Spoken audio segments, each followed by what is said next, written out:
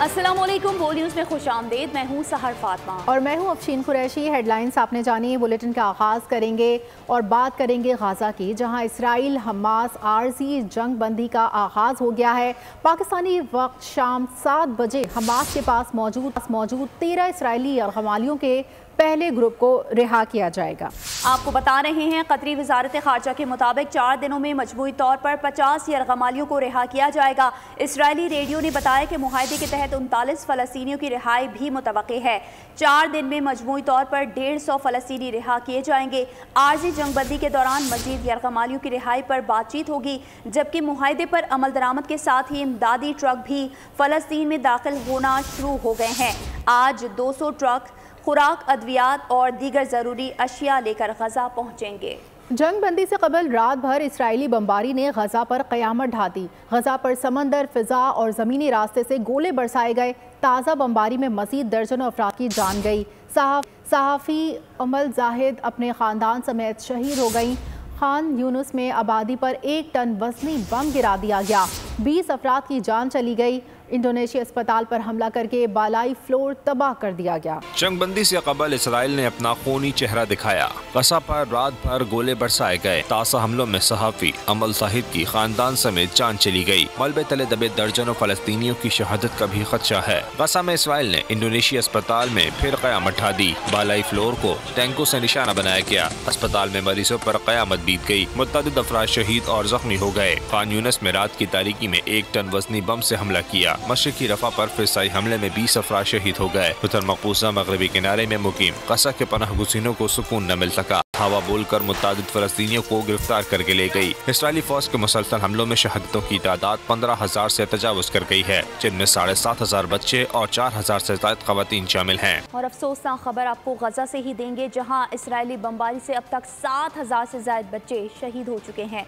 फ़लस्तीनी बच्चों के लिए गजा खतरनाक तरीन मुकाम बन गया। अस्पतालों में ऑक्सीजन ना मिलने की वजह से बच्चे दम तोड़ रहे हैं। अक़वाम मुत्तहिदा के इदारे यूनिसेफ का कहना है कि बच्चों का कत्ले-आम बंद होना चाहिए, जंग फौरी ख़त्म होनी चाहिए। इसराइली वहशियाना बमबारी में अब भी बच्चों समेत 3,000 अफराद मलबे तले दबे हुए हैं। गजा के अस्पतालों में कफन में लिपटे नन्हे लाशें। ऑक्सीजन न होने से बच्चों की जिंदगियां खतरे में पड़ गई। अस्पताल में डॉक्टर्स मासूम बच्चे को बचाने के लिए कोशियां हैं, लेकिन ऑक्सीजन नहीं है। बच्चे की रूह परवास कर गई। कहा गया कफन पहना दो। इंक्यूबेटर पर मौजूद बच्चा भी इसराइली दरिंदगी की भेंट चढ़ गया। डॉक्टर्स ने कफन पर नाम और नंबर लिख दिया। तड़पते, भिलकते, सिसकते मासूम बच्चे दुनिया से सवाल कर रहे हैं कि आखिर उनका कसूर क्या है, उन पर वहशियाना बमबारी क्यों की जा रही। खान यूनिस में बमबारी से जख्मी बच्ची ने बताया कि उसने अपने सब प्यारों को खो दिया। कहा, मेरी वालिदा, मेरे भाई, सबको शहीद कर दिया गया। बमबारी उस वक्त की गई जब हम घर में थे। सिहोनी फौज ने मासूम कली को भी बेबस बाप से छीन लिया। बाप ने सीने से लगाकर बच्ची को अलविदा कहा। मलबे से निकलने वाला बाप जब अस्पताल पहुंचा तो उसे अपने बच्चों की फिक्र सताती रही। मरहम पट्टी कराने के बजाय बच्चों की राह तकता रहा। रफा में बेबस माँ अपने बच्चों को ढूंढती मलबे के पास पहुंची और उन्हें पुकारती रही कि शायद कोई जवाब आ जाए। इसराइल ख्वाब देख रहा है कि फलस्तीन का मसला दब जाए। फलस्तीन का मसला मरकजी हैसियत इख्तियार कर गया। निगरां वज़ीर खारजा जलील अब्बास जिलानी का सेनेट में इजहार ख्याल। इतनी तबाही के बाद मशरिक़ वस्ता की सूरत हाल क्या होगी? जिस तरह से उन्होंने फरमाया, ये वॉर क्राइम है जो कि इसराइल कमिट कर रहा है, और बारहा इस चीज़ का हमने कहा है पाकिस्तान ने कि ये इसराइल को वॉर क्राइम के जुनसा है उसका जिम्मेवार ठहरा देना चाहिए। ये भी बात हमने बारहा की है। पाकिस्तान उन चंद ममालिक में से है जिन्होंने ये कहा है कि ये एक जेनोसाइड है जो कि इसराइल जिसका मर्तकब हो रहा है। इस वक्त जो इसराइल का नैरेटिव है या बाकी वेस्टर्न ममालिक का जो नैरेटिव है इस तमाम गाज़ा की सूरत हाल के वो उसकी एक्सेप्टेंस बहुत कम है इंटरनेशनल कम्युनिटी के अंदर। जिस तरीके से जुलूस निकले हैं यूरोप में फ़लस्तीन के हक़ में, मैं समझता हूँ कि इसराइल जिस किस्म का एक ख्वाब देख रहा था कि जिसके तहत जिसकी ताबीर ये उनके मुताबिक ये थी कि फ़लस्तीन का मसला शायद दब जाएगा, तो वो उसकी ताबीर बिल्कुल मुख्तलिफ निकली है। इसराइल को बिल्कुल एक अकाउंटेबल करार देना चाहिए, जिसकी हमने बारहा उसको हमने इस बात की निशानदेही। और अभी खबर शामिल करेंगे कारोबारी दुनिया से, जहां पाकिस्तान स्टॉक मार्केट 59,000 की सतह भी उबूर कर गई। मार्केट सेंटिमेंट्स क्या है, हमारे नुमाइंदे कफील अहमद स्टॉक मार्केट में मौजूद हैं। मजीद अहवाल उनसे जानते हैं। जी कफील, बताइए क्या मार्केट सेंटिमेंट्स हैं? स्टॉक मार्केट में तेजी का जो रुझान है वो बरकरार है और आज एक और नया हाई बनाया मार्केट ने और 59,502 का जो हाई था मार्केट ने बनाया है। मेरे साथ रूफ साहब हैं। रूफ साहब, मार्केट ने आज 59,000 की जो सतह थी उसको भी अबूर कर लिया। क्या कहना चाहेंगे ओवरऑल और क्या सेंटिमेंट है मार्केट के अंदर? जी, रोल ओवर के हिसाब से तो आज वीक का लास्ट डे था नवंबर का, तो मगर चांसेस ये थे कि आज मार्केट में थोड़ा करेक्शन आएगी, मगर सुबह मार्केट उन्होंने इतनी अच्छी खोली। इसके बाद तकरीबन आपने देखा कि 500 को इंडेक्स प्लस करके फिर 150-60 के दोबारा 300 प्लस किया, मगर मार्केट में करेक्शन ड्यू है। हो सकता है कि दोपहर के बाद सेकंड सेक्शन में थोड़ी मार्केट में डिप आ सकती है। इसका रीज़न ये है कि रोल ओवर का लास्ट डे और हर आदमी को सेटलमेंट अपनी कंप्लीट करनी है, अपनी पोजीशन स्क्वायर अप करनी है। मगर इंशाल्लाह मंडे से जो नया स्टार्ट होगा, दिसंबर का वादा जो स्टार्ट होगा, उसमें थोड़ी रैली अच्छी चलेगी और इंशाल्लाह 60,000 इंडेक्स ब्रेक कर जाएगा। जो हिस्से की कीमतें हैं वो ताहाल कम हैं कुछ स्क्रिप्ट के अंदर, क्या समझते हैं आप, कैसा देखते हैं? और मजमूई जो सरमाया है वो आज भी कम है? नहीं, काफ़ी सरमाया कम है लास्ट टाइम, क्योंकि डॉलर के हिसाब से जो पिछले साल डॉलर था 120-125 के दरमियान था। आज डॉलर की फेस वैल्यू आप देखो तकरीबन 280-285 करीब है, तो हमारी तो डिवैल्यूएशन हो ही रही है। हमारी करेंसी दिन ब दिन नीचे जा रही थी, ये तो गवर्नमेंट ने आगे काफ़ी हद तक रोका, वरना 340 तक चले गई थी। तो इसके हिसाब से आप देखो तो रेट काफ़ी कम है। ये रूफ साहब मेरे साथ मौजूद है जिनका कहना है कि तकरीबन जो अब जो वीक स्टार्ट हो रहा है उसमें 60,000 की जो सतह है वो भी मार्केट का इंडेक्स जो अबूर करने में कामयाब हो जाएगा और मार्केट का जो मजमूई। कफील अहमद। और अब बात करेंगे स्मॉग की सूरत हाल की। लाहौर समेत पंजाब के 10 अजला में स्मॉग की बिगड़ती सूरत हाल पर स्मार्ट लॉकडाउन का नफाज कर दिया गया। आज और कल स्कूल बंद, बाजार और मार्केटें 3 बजे खुलेंगी। इतवार को कारोबार मुकम्मल बंद होगा। लाहौर में मॉल रोड पर इतवार के रोज गाड़ियों का दाखिला बंद, जबकि सिर्फ साइकिलिंग की इजाजत होगी। स्मॉग से छुटकारे के लिए मसनूई बारिश बरसाने पर भी गौर किया जा रहा है। पंजाब की फिजा में स्मोक का जहर, घरों में रहें, बाहर खतरा है। निगरां पंजाब हुकूमत का स्मोक के तदारुक के लिए बड़ा फैसला। लाहौर समेत 10 अजला में स्मार्ट लॉकडाउन लगा दिया गया। आज और कल स्कूल बंद। कल जिम, सिनेमा, थिएटर, फैक्ट्रीज और रेस्टोरेंट्स बंद रहेंगे। सिर्फ टेक अवे और होम डिलीवरी की इजाजत होगी। इतवार को कारोबार मुकम्मल बंद होगा। लाहौर माल रोड पर छुट्टी के रोज गाड़ियों का दाखिला बंद, जबकि सिर्फ साइकिलिंग की इजाजत होगी। सूबाई हुकूमत स्मोक से छुटकारे के लिए मसनूई बारिश बरसाने पर गौर कर रही है, जिसके लिए एक कमेटी भी तश्कील दी जा चुकी है। और पंजाब में स्मॉग की रोकथाम के लिए लाहौर समेत 10 अजला में स्मार्ट लॉकडाउन नाफिज कर दिया गया है। आज से इतवार तक तमाम कॉलेजेस, यूनिवर्सिटीज और स्कूल्स बंद रहेंगे। मजीद रोकथाम के लिए क्या इक़दाम किए जा रहे हैं, जानते हैं नुमाइंदा बोल न्यूज़ ताबिश भट्ट से। जी ताबिश, आगाह कीजिएगा। देखिए, बिल्कुल पंजाब हुकूमत की जानिब से 6 डिवीजन्स में 2 रोज़ के लिए मुकम्मल जो है लॉकडाउन कर दिया गया है। पंजाब हुकूमत की जानिब से ये कहा गया है तमाम स्कूल, कॉलेज, यूनिवर्सिटीज़ और तमाम जो कारोबार हैं वो 3 बजे के बाद खुलेंगे, लेकिन स्कूल, कॉलेज जो है मुकम्मल तौर पर 2 रोज़ बंद रहेंगे। लाहौर जेल रोड और मौजूद हूँ, जहाँ पर आप मेरे हक़ में देख रहे होंगे कि शॉप्स भी बंद है मुकम्मल तौर पर। और उधर अगर बात की जाए स्मोक की, तो स्मोक आज भी पूरी दुनिया में पाकिस्तान जो है नंबर 1 और आलूदगी में। उधर पंजाब हुकूमत की जानिब से 28 और 29 नवंबर को मसनूई बारिश जो है वो करने का फैसला भी किया गया है और इसका फैसले से ये होगा कि स्मोक जो है वो काफ़ी हद तक कम हो जाएगी। महकमा मौसमियात के मुताबिक बारिशों का नया सिलसिला 29 नवंबर से दाखिल होगा और लाहौर समेत पंजाब के दीगर शहरों में बारिश होगी, जिसके बाद एयर क्वालिटी इंडेक्स में नज़र आएगी। तो देखना ये होगा कि पंजाब हुकूमत की जानिब से 2 रोज़ के लिए स्मार्ट लॉकडाउन तो ज़रूर लगाया गया है, लेकिन इस पर इम्प्लीमेंटेशन, अमल दरामद, ठीक है ताबिश, आपका बहुत शुक्रिया। और अभी आपको बताएं कि हुकूमत पंजाब की जानिब से स्मॉग की रोकथाम के लिए मुख्तलिफ शहरों में स्मार्ट लॉकडाउन लगा दिया गया है। मुल्तान शहर में आज तमाम छोटी बड़ी मार्केट्स और स्कूल्स बंद हैं। इसी हवाले से मज़ीद तफसीलात जानते हैं माजिन यूसुफ से। माजिन, बताइए। हुकूमत पंजाब की हिदायत के मुताबिक पंजाब भर के मुख्तलिफ शहरों की तरह मुल्तान में भी आज स्मार्ट लॉकडाउन का जो नफाज है वो किया गया है। अगर आज जुम्मे के रोज़ की हम बात कर लें तो तमाम जो निजी स्कूल हैं या सरकारी स्कूल्स हैं और यूनिवर्सिटियाँ हैं, जितने भी तालीमी इदारे हैं वो बंद हैं। इस वक्त अगर छोटी बड़ी मार्केटों की सूरत हाल की बात करें तो वो भी बंद नजर आ रही हैं, क्योंकि आज जुम्मा है। जुम्मे के रोज तो मार्केटें बंद होती हैं, शाम के वक्त होता है मुल्तान में ऐसा कि कुछ मार्केटें जुम्मे को भी खुलती हैं। तो बाकायदा तौर पे जो स्मार्ट लॉकडाउन की इफेक्टिवनेस है, तो कितना उस पर अमल दरामद किया जा रहा है, उस हवाले से तब शाम को ही पता लगेगा। लेकिन इस वक्त अगर शहर की बात करें तो सड़कों पर ट्रैफिक भी जो है वो मामूल से खासा कम दिखाई दे रहा है। मौसम की बात करें तो हल्की जो धूप है वो मुल्तान में निकली हुई है। अगर एयर क्वालिटी इंडेक्स की बात करें तो मुल्तान के मुख्तलिफ इलाकों में 250 से लेके 290 तक जो है वो एयर क्वालिटी इंडेक्स जो है वो देखने में आ रहा है। इसके साथ साथ अगर हम मौसम की बात करें तो 14 डिग्री सेंटीग्रेड कम। गुजरावाला में स्मॉग SOPs के तहत तालीमी इदारे आज मुकम्मल बंद हैं, जबकि मार्केट दोपहर 3 बजे के बाद खुलेंगी। हुकूमती हिदायत पर अमल दरामद के लिए सरकारी अफसरान फील्ड में मुतहरिक हैं। मजीद जानते हैं नुमाइंदा बोल न्यूज़ तनवीर भट्ट से। जी तनवीर भट्ट। गुजरांवाला और गिरदोनवा में स्मोक की शिद्दत बढ़ने के बाद सूबाई हुकूमत की हदायत पर आज स्मार्ट लॉकडाउन का नफाज कर दिया गया है। ज़िला भर में 2 दिन प्राइवेट और सरकारी तलीमी इदारे बंद रहेंगे। इसके अलावा मार्केटें, शॉपिंग प्लाजे और बाजार जुमे के रोज़ दोपहर 3 बजे के बाद खुलेंगे। ज़िले इंतज़ामिया की जानब से ताजर तंजीमों के अहदेदारान को हुकूमती SOPs पर अमल दरामद के लिए हदायत जारी कर दी गई हैं। ज़िला के तमाम इलाकों में मार्केटें बंद हैं। डिप्टी कमिश्नर की हदायत पर असिस्टेंट कमिश्नर्स और दीगर महकमों के मुलाजमीन स्मोक SOPs पर सख्ती से अमल दरामद करवाने के लिए फील्ड में मौजूद है। इसके अलावा सड़कों पर भी ट्रैफिक मामूल से कम दिखाई दे रही है।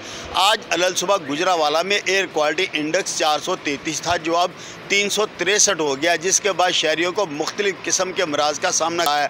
हुकूमत की जानब से जारी किए गए SOPs पर अमल दरामद से जल्द स्मोक के मुज़र असरात से छुटकारा मिले। बहुत शुक्रिया आपका तनवीर। और स्मोक तदारुक केस में लाहौर हाई कोर्ट ने महकमा माहौलियात को तौहीन अदालत की वार्निंग जारी कर दी है। रिमार्क्स में अदालत का कहना था कि बाज़ फैक्ट्रीज को डीसील क्यों किया गया, माहौलियात का महकमा सबसे बड़ा मुजरिम है, अदालत के अहकामात की खिलाफ वर्जी की गई। अदालत महकमा माहौलियात के अफसरान को तौहीन अदालत का नोटिस जारी करेगी। वकील ने बताया कि माहौलियात ट्रिब्यूनल के तहत फैक्ट्रीज डीसील हुई थी। DG माहौलियात ने कहा, इस हवाले से रिपोर्ट पेश करना चाहता हूं। अदालत ने वाज़ेह किया कि अगर किसी फैक्ट्री को डीसील करना है तो उस अदालत से रुजू करना होगा। आपको बता रहे हैं कि स्मोक तदारुक केस में लाहौर हाई कोर्ट ने महकमा माहौलियात को तौहीन अदालत की वार्निंग दे दी है। रिमार्क्स में अदालत का कहना था कि बाज़ फैक्ट्रीज को डीसील क्यों किया गया, माहौलियात का महकमा सबसे बड़ा मुजरिम है। और खबर देंगे आपको कराची से, जहां रवां साल 8 अफराद अंधी गोली का निशाना बन गए। शहर में खुशी में होने वाली फायरिंग ने 8 घरों के चिराग बुझा डाले, जबकि नामालूम समत से गोली लगने के वाकयात में खतरनाक हद तक इजाफा हुआ है। 11 माह के दौरान 6 मासूम बच्चों समेत 8 अफराद बेमौत मारे गए। मजीद तफसीलात जानेंगे खुर्रम गुलजार से। जी खुर्रम, बताइए। जी बिल्कुल, रवां साल के 11 माह के दौरान जो है वो 8 अफराद अंधी गोली का शिकार हुए। खुशी में की जाने वाली हवाई फायरिंग है, साथ ही नामालूम से आने वाली गोली लगने के जो वाकयात में उसमें खतरनाक हद तक इजाफा देखने में आया, जिसमें 11 माह के दौरान 6 मासूम बच्चों समेत जो है वो 8 अफराद जो है वो हलाक हुए हैं। साथ ही जख्मियों की बात करें तो 225 के करीब अफराद हैं जो कि इन 11 माह के दौरान जख्मी हुए, जिन्हें शहर के मुख्तलिफ इलाकों से मुख्तलिफ अस्पतालों में लेके जाया गया। साथ ही यादत शुमार जो है पुलिस रिकॉर्ड पे मौजूद हैं। 18 अक्टूबर की जो है वो एक वाक़या पेश आया था जिसमें शादी की तकरीब में फायरिंग हुई थी। इसी तरह जो शादी में तकरीबात की फायरिंग के वाक़यात, तो उसमें 5-4 ऐसे वाक़यात हैं जो कि शादी में तकरीब में फायरिंग से जाँ बाक हुए हैं, जबकि 2 ऐसे थे जो कि नामालूम से गोली लगने से जाँ बाक हुए। इस तरह 6 बच्चे जो है वो इस सारे वाक़े में हलाक हुए और 11 माह के दौरान 8 अफराद जो है वो अंधी गोली का शिकार हुए हैं। अच्छा खुर्रम, ये बताइएगा कि जब ये वाक़े होते हैं सिर्फ उस वक्त एक्शन लिया जाता है, उसके बाद जो है तमाम महकमे जो है वो खामोशी इख्तियार कर लेते हैं, तो इसकी ख़ास वजह क्या है? देखिए बिल्कुल, हवाई फायरिंग के वाक़यात पे वक्तन फ़वक्तन ये पुलिस की जानिब से ऐलानात भी किए जाते रहे, वो चाहे नए साल की खुशी में की जाने वाली फायरिंग हो या फिर 14 अगस्त के हवाले से कोई हो, तो पुलिस की जानिब से बाकायदा आगाही मुहिम चलाई जाती है कि मुकदमा दर्ज किए जाएंगे। लेकिन इस अब हमने ये देखा कि इस पूरे 11 माह के दौरान सिर्फ 38 मुकदमा हैं जो कि मुख्तलिफ इलाकों में दर्ज किए गए हैं, मुख्तलिफ थाना-जात में। साथ ही जो जख्मी हैं, बहुत सारे ऐसे मुकदमा भी हमारे वाक़यात भी हमारे सामने हैं जिसमें पुलिस की जानिब से मुकदमा दर्ज नहीं किया जाता और शहरी को अस्पताल से तिब्बी इमदाद देने के बाद वहाँ से घर रवाना कर दिया जाता है। खबरों के सिलसिले को आगे बढ़ाएंगे और यहाँ आपको बताएंगे पाकिस्तान को गैर मुस्तहकम करने वाले अनासिर और उनके सहूलतकारों के खिलाफ रियासत मुकम्मल ताकत के साथ निपटेगी। Army chief general Asim Munir की जेर सदारत फॉर्मेशन कमांडर्स कॉन्फ्रेंस का आज़म। फोरम ने फ़लस्तीन और कश्मीर की हिमायत जारी रखने का इरादा किया है। Army chief general Asim Munir की जेर सदारत 82वीं फॉर्मेशन कमांडर्स कॉन्फ्रेंस हुई। फोरम ने फ़लस्तीनी और कश्मीरी अवाम की मुकम्मल सियासी, सिफारती और अखलाकी हिमायत का ऐलान किया। ISPR के मुताबिक पाक फौज पायदार इस्तेहकाम, सलामती के लिए कौम का दिफा और खिदमत जारी रखेगी। फोरम ने वाज़ेह पैगाम दिया कि पाकिस्तान को गैर मुस्तहकम करने के लिए दुश्मन क़ुव्वतों के इशारे पर काम करने वाले तमाम दहशतगर्दों, उनके सहूलतकारों और हौसला अफजाई करने वालों से रियासत मुकम्मल ताकत के साथ निपटेगी। शुरा ने कहा कि दरपेश चैलेंजेस के बावजूद गुज़िश्ता कुछ माह के दौरान इज़्तिराब और गैर यकीनी सूरत हाल में कमी हुई है, जबकि उम्मीद, एतमाद और इस्तेहकाम में इजाफा नजर आया। फोरम ने इस बात का अयादा किया कि ज़ाती मकासद के हुसूल की खातिर मायूसी पैदा करने वाले मखसूस अनासिर की कोशिशों को साबित कदमी और जारी शुदा मज़बूत इक़दामात के तसलसल के जरिए पाकिस्तानी अवाम की मुकम्मल हिमायत के साथ शिकस्त दी जाएगी। फोरम की जानिब से गैर कानूनी गैर मुल्कियों की वतन वापसी के लिए हुकूमती इक़दामात की भी मुकम्मल हिमायत की गई। शुरा ने मईशत की बहाली, स्मगलिंग, ज़ख़ीरा अंदोज़ी के खिलाफ, बिजली चोरी, वन डॉक्यूमेंट रजीम के निफाज के लिए हुकूमती इक़दामात की मुकम्मल हिमायत की। और पाकिस्तान में आइंदा हफ्ते सरमायाकारी की अच्छी खबरें मिलेंगी। PIA की निजकारी अव्वलीन तरजीह है। निगरान वज़ीर आज़म अनवारुल हक काकड़ की निजी TV से गुफ्तगू। कहा, हम खित्ते के बाहर से भी सरमायाकारी पाकिस्तान लाना चाहते हैं। मुख्तलिफ ममालिक के साथ तिजारती मुआहिदों पर जल्द दस्तखत हो जाएंगे। निजकारी पर तवज्जो मरकूज है। खसारे में चलने वाले इदारों की निजकारी पर गौर कर रहे हैं। जमहूरियत में मुस्बत रवैये से किरदार अदा करना होगा। एक सवाल पर वज़ीर आज़म का कहना था कि गजा की सूरत हाल तशवीशनाक है। बिलावल की तरबियत अभी मुकम्मल नहीं हुई। पढ़ा लिखा है, अच्छा बोलता है, लेकिन तजुर्बा होता है। साबिक सदर आसिफ अली जरदारी ने बता दिया। इंटरव्यू में चेयरमैन पीपल्स पार्टी को ज़ेरे तरबियत कह दिया।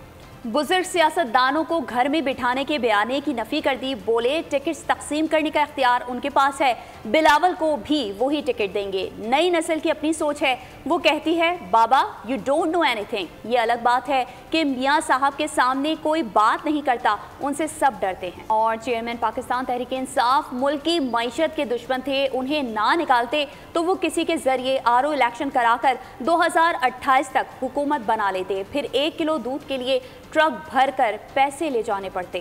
आसिफ जरदारी ने तहरीक इंसाफ हुकूमत के खिलाफ तहरीक अदम एतमाद का फैसला दुरुस्त करार दे दिया। कहा, चेयरमैन PTI की वजह से पाकिस्तान दुनिया में अकेला हो गया था। हमें भी इत्तेहाद के लिए 6 वजारतों की पेशकश की गई थी। वो माइनस जरदारी पीपल्स पार्टी चाहते थे। परवेज इलाही जेल में है, बेटा बाहर बैठा है। बेटे को गैरत नहीं कि वापस आ जाए। आम इंतखाबात के हवाले से खबर शामिल करेंगे, जिसके लिए 10 लाख पोलिंग स्टाफ की जरूरत होगी। इलेक्शन कमीशन का 4 सूबाई चीफ सेक्रेटरीज को खत। सूबों से पोलिंग स्टाफ की फहरिस्तें मांग ली। खत के मुताबिक तमाम वफाकी और सूबाई इदारे इंतखाबात के इनेकाद के लिए इलेक्शन कमीशन की मुआवनत के पाबंद हैं। इलेक्शन कमीशन ने 4 सूबों से तालीमी इदारों के असातिज़ा की फहरिस्तें भी मांग ली। महकमा तवानाई, नेशनल बैंक और मुतालिका बैंक अफसरान की फहरिस्तें भी तलब कर ली गई। जल्द फहरिस्तें मुहैया करने की हिदायत भी जारी की गई है। एंटी करप्शन अदालत ने साबिक स्पीकर कौमी असम्बली असद कैसर की जमानत मंजूर कर ली। अदालत ने 80,000 रुपए के मचल के जमा कराने का हुक्म दे दिया। असद कैसर पर गुजर खान मेडिकल कॉलेज के लिए सामान की खरीदारी में खुर्द-बुर्द का इल्जाम है। मुकर्ररा वक्त में इंतखाबात आईनी तकाजा है। 90 रोज में इंतखाबात की तारीख ना देकर सदर और इलेक्शन कमीशन ने आइन के खिलाफ वर्जी की है। आम इंतखाबात केस के फैसले में सुप्रीम कोर्ट के जस्टिस अतर मिनुल्लाह का इजाफी नोट जारी।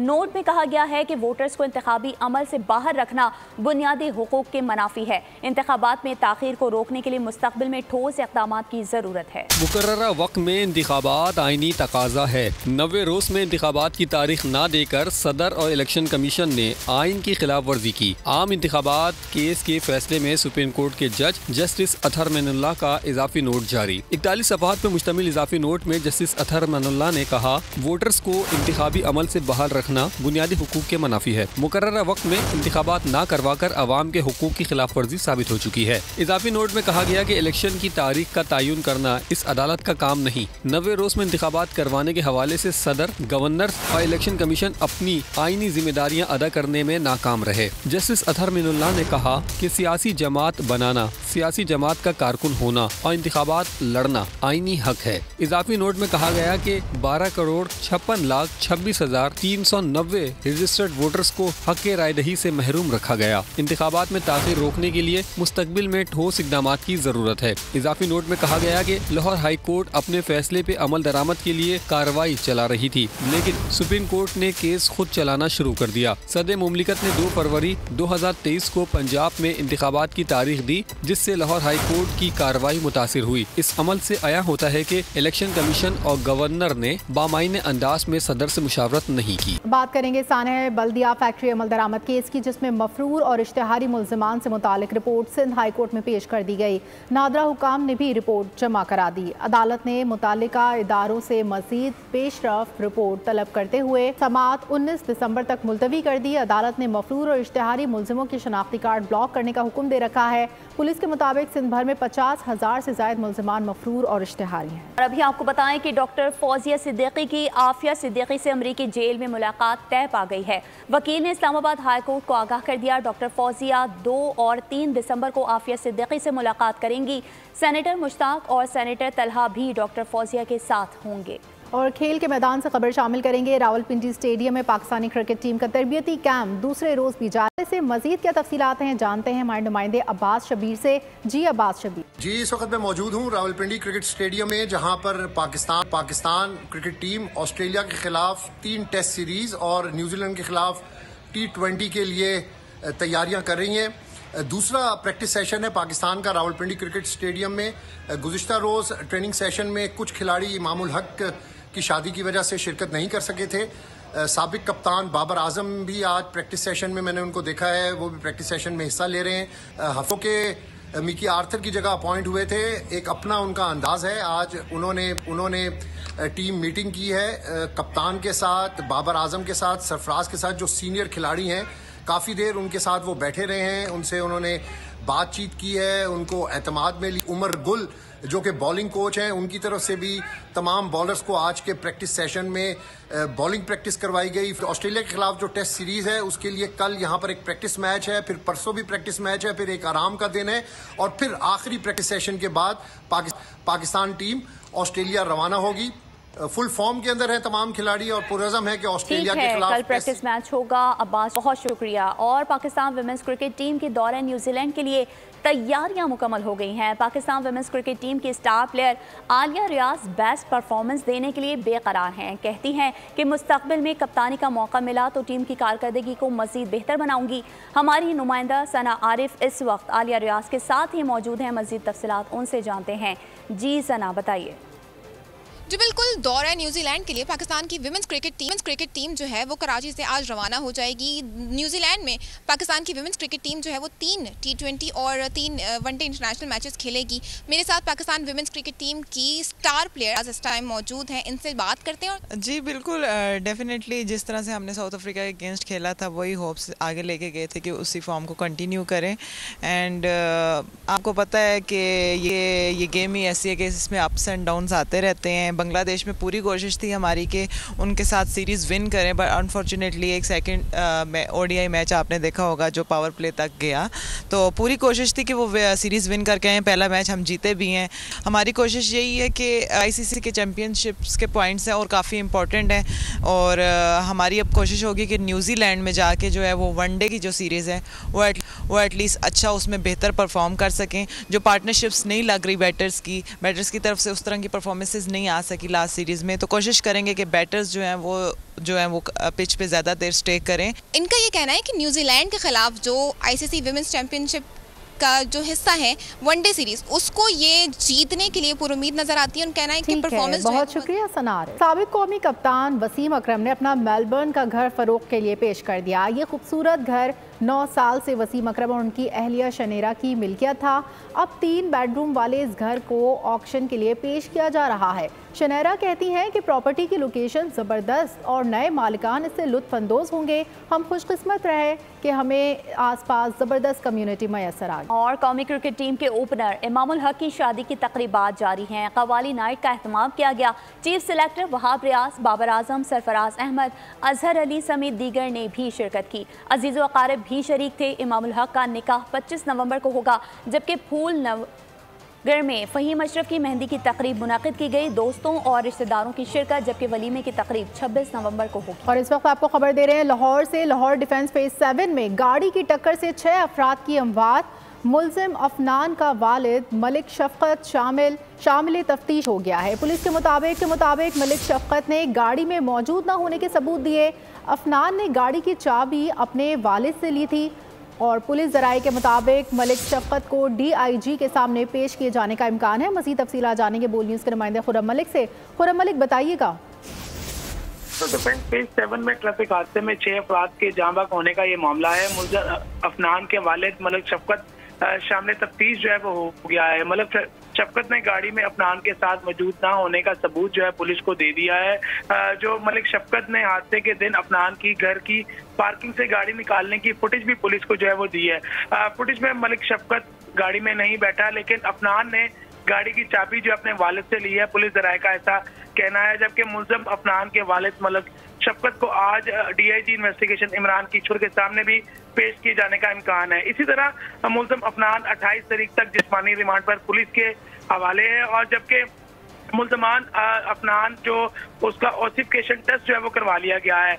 रिपोर्ट आने पर उम्र का जो है वो तयन भी किया जाएगा, जबकि मुल्जिम का फोटोग्रामेट्री टेस्ट करवाने का भी फैसला किया गया है। पुलिस ज़राए का मजीद ये बताना है कि मुल्जिम अफनान की गाड़ी की रफ्तार चेक करने के लिए motor vehicle speed pointer test भी जो है वो करवाया जाएगा।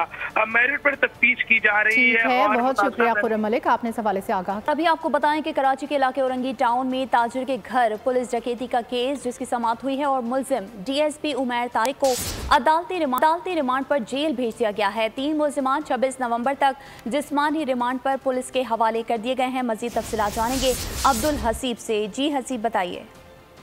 जी बिल्कुल, औरंगी टाउन में ताजिर के घर पे पुलिस एहलकारों की डकैती का ये मुकदमा है, जिसमें पुलिस ने DSP उमैर तारिक समेत 4 मुल्जिमान को अदालत में पेश किया। तफ्तीशी अफसर से अदालत ने पूछा कि अब तक क्या पेशरफ्त हुई है, जिस पर तफ्तीशी अफसर ने अदालत को बताया कि DSP उमैर से तफ्तीश की रोशनी में जो है वो छापामार कार्रवाइयाँ भी की गई हैं। इसके साथ साथ SSP साउथ इमरान कुरैशी से भी जो है वो एक सेशन जो है तफ्तीश का किया गया था और उसके बाद ही 3 जो प्राइवेट दीगर मुल्जिमान हैं उनको गिरफ्तार किया गया है। अदालत ने जो तफ्तीश में जो पेशरफ्त थी उस जो है पेशरफ्त हासिल की, जबकि जो मुल्जिम के वकील हैं उनकी जाने से यही मौके पर इख्तियार किया गया था कि वो मौके पर मौजूद नहीं है और उनके खिलाफ मुकदमा जो है वो बेबुनियाद है। ठीक है, वो मौके पर मौजूद नहीं है। अब्दुल हसीब हमें तफसीलात से आगाह कर रहे थे, आपका बहुत शुक्रिया। खबरों के सिलसिले को आगे बढ़ाएंगे और यहाँ आपको बताएंगे कि गैर कानूनी अफगान बाशिंदों की वापसी जारी है। मजीद 3250 गैर कानूनी अफगान बाशिंदे गुज़िश्ता रोज़ अपने मुल्क चले गए। अफगानिस्तान रवानगी के लिए 212 गाड़ियों में 593 खानदानों की वापसी अमल में लाई गई है। और अभी आपको बताएं कि पाक फौज और फ्रंटियर कोर ने खैबर पख्तूनख्वा हुकूमत के ताउन से बुनेर के इलाके वादी एलम में 3 हाइड्रो इलेक्ट्रिक टरबाइन नस्ब कर दी हैं। टरबाइन से इलाके के 1500 घरों को बिला तातुल बिजली फराहम की जा रही है। मौजूदा हालात में 100% शराय रोजगार मुमकिन है? अगर आपका जवाब ना है तो फिर सोचिए, इर्द गिर्द देखिए, क्योंकि पाकिस्तान में एक ऐसा गाँव भी है जहाँ कोई शख्स बेरोजगार नहीं। देखते हैं सवात से सैयद अनवर शाह की रिपोर्ट।